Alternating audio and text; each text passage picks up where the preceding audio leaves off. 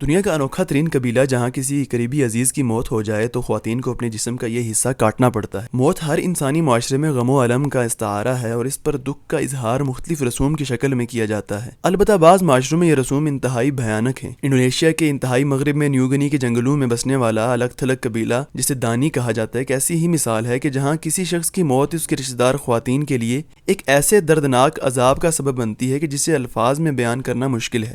Mile on line کی report کے مطابق اس قبیلے میں صدیوں سے یہ رسم چلی آ رہی ہے کہ گھر کے کسی مرد کی وفات پر ان کے قریبی رشتہ دار خواتین اپنی انگلی کی بالائی پور کاٹ لیتی ہیں۔ ظلم صرف عورتوں کو ہی سہنا پڑتا ہے اور جب بھی ان کے کسی قریبی مرد کی موت ہوتی ہے تو انہیں ایک انگلی کی اوپر والی پور کاٹنا پڑتی ہے۔ اس قبیلے میں ایسی درجنوں معمر خواتین ہیں کہ جن کے دونوں ہاتھوں کی انگلیاں کٹی ہوئی ہیں، جبکہ 2-4 کٹی ہوئی انگلیوں والی خواتین تو عام دیکھنے کو ملتی ہیں۔ یہ قبیلہ صدیوں سے باقی دنیا سے کٹا ہوا ہے۔ اسے پہلی دفعہ 1938 میں امریکی تحقیقار ریچرڈ آرک بورڈ نے دریافت کیا۔ یہ پہلا موقع تھا کہ جدید دنیا کے انسانوں نے دانی قبیلے کو پہلی بار دیکھا۔ یہ لوگ آج بھی لباس کی قید سے آزاد ہیں۔ خواتین صرف بناؤ سنگھار کے لیے اپنی کمر کے گرد پتے باندھتی ہیں، جبکہ مرد ایک مخصوص شکل کا خوفزدہ کر دینے والا انڈرویئر جسے کوٹکا کہا جاتا ہے وہ پہنتے ہیں۔ اب آپ کو بتاتے ہیں کہ پاکستان کا وہ علاقہ جہاں لڑکی پسند آ جائے تو اس کے گھر کے باہر فائرنگ کر کے رشتہ مانگا جاتا ہے۔ پاکستان کے علاقے وزیرستان کی ثقافت کے تو کچھ منفرد ہی رنگ اور ڈھنگ ہیں۔ یہاں کی شادیاں انتہائی خوبصورت رسوم و روایات کی حامل ہوتی ہیں۔ وزیرستان کی شادی کی رسومات ایک غیر تحریری رسمی قانون کے تحت ہوتی ہے۔ اس قانون کو وزیر والا یا وزیر قانون کہا جاتا ہے۔ لڑکا اپنے والدین کی مرضی کے بعد کسی بھی دوسرے خاندان کی لڑکی کے ہاں شادی کا پیغام بھجوا سکتا ہے۔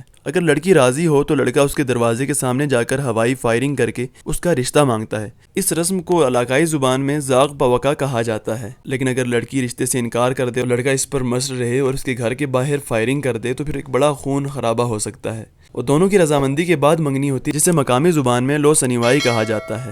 منگنی کے بعد کی رسم کو سہدڑا کہا جاتا ہے۔ سہدڑا کے 3 دن بعد شادی ہوتی ہے۔ لڑکے والے لڑکی والے کے گھر آتے ہیں۔ ان کی آمد پر لڑکی والے ان پر مختلف رنگوں والے پانی کا چھڑکاؤ کرتے ہیں اور ان کو کنکریاں مارتے ہیں۔ یہ رسم لڑکی کی ودا ہونے پر لڑکی والوں کے دکھ اور تکلیف کی عکاسی کرتی ہے۔ اگلے روز لڑکی والوں کی طرف سے ایک بڑی ضیافت کا اہتمام کیا جاتا ہے۔ ان تمام رسومات اور جشن میں دولہا شریک نہیں ہوتا، وہ اپنے گھر پر ہی رہتا ہے اور اپنے گھر والوں اور دلہن کی آمد کا انتظار کرتا ہے۔ جب لڑکی والے دلہن کو لے کر اپنے گھر آ جاتے ہیں تو اسے اپنے سسرال کے گھر میں ایک کمرے میں 3 دن کے لیے بٹھا دیا جاتا ہے۔ اس دوران رشتہ داروں کی بڑی تعداد آتی ہے اور دلہن سے ملتی ہے۔ ان 3 دنوں میں دلہن اپنے شوہر کے خاندان سے مانوس ہو جاتی ہے۔ ان 3 دنوں میں لڑکے والوں کا ہر رشتہ دار دلہن کو مل سکتا ہے، تاہم لڑکے کو اپنی دلہن دیکھنے کی اجازت نہیں ہوتی۔ تیسرے روز دلہن کو گاؤں کی دیگر لڑکیوں کے ساتھ کنویں سے پانی بھرنے کے لیے بھیجا جاتا ہے۔ اسی روز شام کے وقت نکاح خواہاں کو بلایا جاتا ہے اور دولہا دلہن کا نکاح پڑھا دیا جاتا ہے۔ اس کے بعد دلہا دلہن کو ایک دوسرے کو دیکھنے کی اجازت مل جاتی ہے اور یوں شادی اپنے اختتام کو پہنچتی ہے۔